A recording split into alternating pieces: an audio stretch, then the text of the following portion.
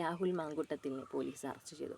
വളരെ ഞെട്ടിക്കുന്ന ഒരു വാർത്തയായിരുന്നു ഇന്ന് രാവിലെ തന്നെ. കാരണം എന്ന് വെച്ചാൽ ഇന്നലെ രാത്രി 12:30 അതീവ രഹസ്യമായിട്ടാണ് പോലീസ് അറസ്റ്റ് ചെയ്തത്.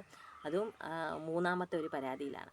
അപ്പോൾ മാധ്യമങ്ങളൊക്കെ ഇതിനു വേണ്ടി നോക്കി നടക്കുകയായിരുന്നു. അതുകൊണ്ട് തന്നെ നന്നായിട്ട് ഈ വാർത്തേനെ ഒന്ന് കൊഴുപ്പിക്കുകയും പുകയ്ക്കുകയൊക്കെ ചെയ്യുന്നുമുണ്ട്. അപ്പോൾ ഞാനും മുമ്പ് രാഹുൽ മാങ്കൂട്ടത്തിലിനൊപ്പമാണ് എന്ന് പറഞ്ഞ് പോസ്റ്റ് ഇട്ടിരുന്ന ഒരു വ്യക്തിയായിരുന്നു. പക്ഷേ ഇനി അങ്ങനെ പോസ്റ്റ് ഇടാൻ സാധിക്കില്ല. കാരണം ഒരു ജനപ്രതിനിധിയുടെ ഭാഗത്ത് നിന്ന് ഇത്തരം ഒരു തെറ്റുകൾ ഞങ്ങൾ ഒരിക്കലും തന്നെ ആഗ്രഹിക്കുന്നില്ല. കാരണം ഒന്നല്ല രണ്ടല്ല, ഇത് മൂന്നാമത്തെ കേസാണ്. അപ്പോൾ ഇദ്ദേഹം എത്ര സ്ത്രീകൾക്കാണ് ജീവിതം കൊടുക്കുന്നത്. അപ്പോൾ ഇദ്ദേഹം ഇതിൽ പറഞ്ഞതെന്ന് വെച്ചാൽ ഇത് ഉഭയകക്ഷി പ്രകാരമുള്ള ബന്ധമെന്നാണ്. ഉഭയകക്ഷി പ്രകാരമുള്ള ബന്ധമാണെങ്കിൽ പോലും ഞങ്ങൾക്കിത് അംഗീകരിക്കാൻ സാധിക്കില്ല. ഇതിൽ ഗർഭചിത്രമുണ്ട്, സാമ്പത്തിക ചൂഷണവുമുണ്ട്. അതുമാത്രവുമല്ല, ഒരു ജനപ്രതിനിധി, ജനനായകൻ, ജനങ്ങൾക്ക് മാതൃകയാകേണ്ട വ്യക്തിയിൽ നിന്നും ഇത്തരം പക്വതയില്ലാത്ത പെരുമാറ്റങ്ങൾ ജനങ്ങൾ ഒട്ടും തന്നെ ആഗ്രഹിക്കുന്നില്ല എന്നുള്ള കാര്യം അങ്ങ് മനസ്സിലാക്കുക എന്നുള്ളതാണ്. കാരണം ആദ്യം ഒരു ചെളിക്കുണ്ടിൽ വീണു, രണ്ടാമത്തെ ചെളിക്കുണ്ടിൽ വീണു.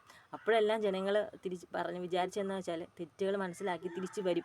കാരണം ഒരു ചെറുപ്പക്കാരനാണ്, തൻ്റെ രാഷ്ട്രീയ ഭാവി ഈ ചെറിയ പ്രായത്തിൽ തന്നെ നശിച്ചു പോകരുതെന്ന് ജനങ്ങൾ ആഗ്രഹിച്ചിരുന്നു. അതുകൊണ്ടാണ് ഒരു കൂട്ടം ജനങ്ങൾ രാഹുൽ മാങ്കൂട്ടത്തിലിനൊപ്പം എന്ന് പറഞ്ഞ് എന്നും സപ്പോർട്ട് ചെയ്തത്.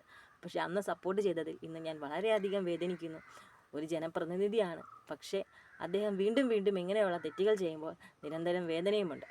അപ്പോൾ നിങ്ങൾ എൻ്റെ ചാനൽ കാണുന്നവരാണെങ്കിൽ തീർച്ചയായിട്ടും സപ്പോർട്ട് ചെയ്യുക. പുതിയ വിശേഷങ്ങളൊക്കെ ആയിട്ട് നമുക്ക് അടുത്ത വീഡിയോയിൽ വീണ്ടും കാണാം.